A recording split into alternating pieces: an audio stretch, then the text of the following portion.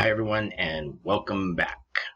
The other day, one of the classmates was asking about the difference between coaching and how you describe it from east to west. And I think this session will help bring about a little bit of the difference and how it's looked at.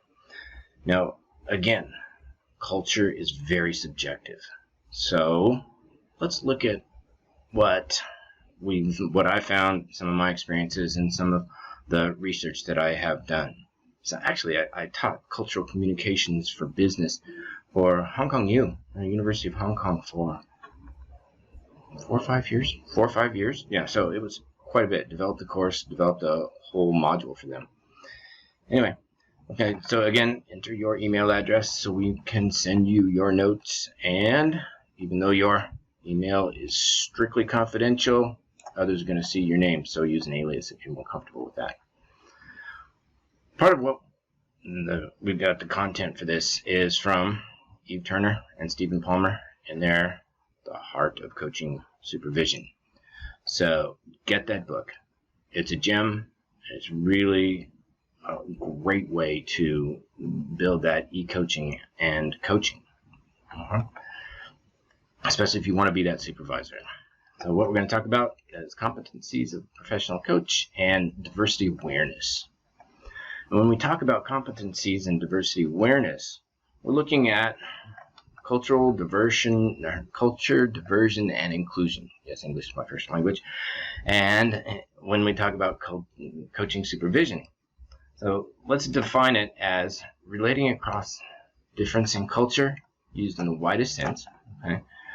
Basically to include gender, sexual identity, sexual orientation, race, orientation, age, heritage, disability. Okay, so any kind of difference, really. And when we look at this, we can see, okay, we have role power, cultural power, and personal power. We all know us. Okay, we all know the role that we have as a supervisor.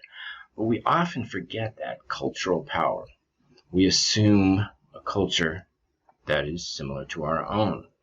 When I was first, this has got to be 25 years ago, I was learning about culture training. And my instructor, who was from Japan, and I was in San Francisco at the time, Taratsu Imahori, Tipti Taratsu. Anyway, he said something that really connected with me. He said, when you go to a different culture, you will see things in that culture that they don't even know that they're doing. Conversely, there are things in that culture that you'll never understand because you're from a different culture. These are two very important ideas, and we want to keep them in mind with culture power. Now, here's an exercise that's great to do. That's the assumptions exercise. It's in our course coaching resources page. So go ahead, check it out, go through it, and look at some of the other answers. After you have responded, then you can go see what other people wrote and how they responded in this exercise. It's quite eye-opening. It's pretty fun. So let's look at some differences, take some examples. One of the biggest that we run into here in Hong Kong is the individualistic versus collective.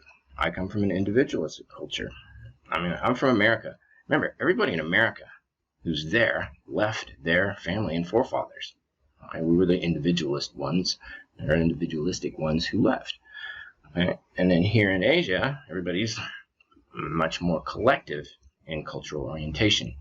So what do we mean by that? Unit of society, the individual, family, and community. Okay? Individuals develop themselves to self-actualize. Individuals should work towards the good of the community in a collective culture.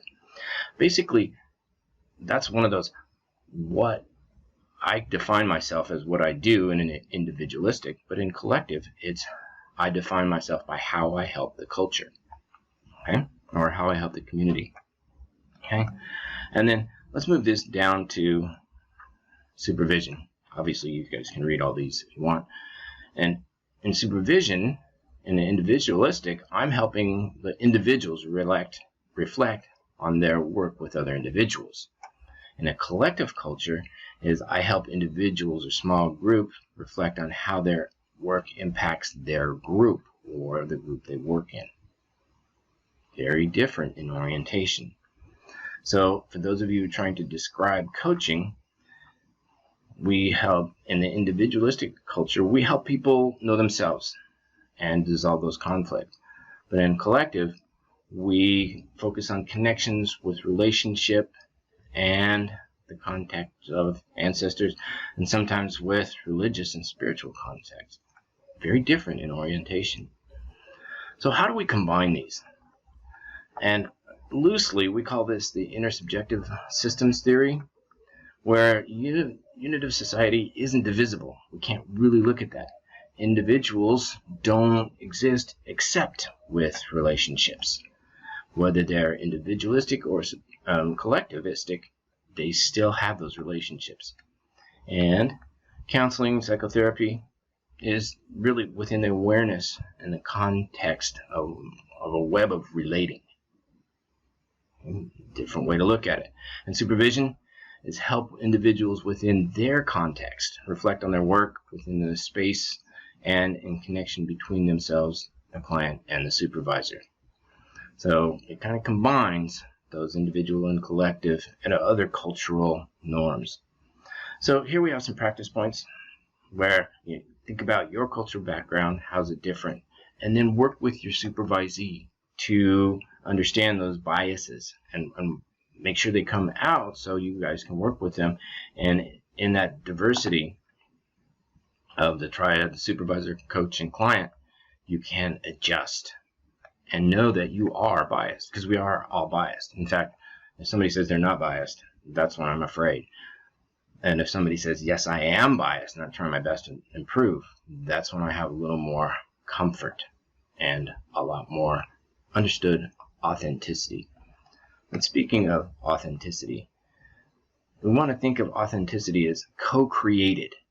I can't tell you I'm authentic, and you can't understand that I'm authentic. We have to do this together. Okay? So, again, last thing is you want to map each client and supervise how they're going to be different in terms of culture. Okay? Not good, not bad, but keep that in mind as you're going forward. All right, so let's look at some of the questions and that you'll want to answer. And this is the same as above. Okay? How's your cultural background affect your approach to coaching or as to being a supervisor? And think about the differences of your culture, and it's best to do this with your supervisee. And how is diversity going to be visible? How can you see, hear, and measure it? And moving down, we have how could individualistic and collective culture affect the work you're doing with supervision and coaching? Okay. And then, is it possible to be uninfluenced by cultural differences? And again, share your reasoning on that one. That one's always very interesting for me to read. And what's the best way to improve your practice?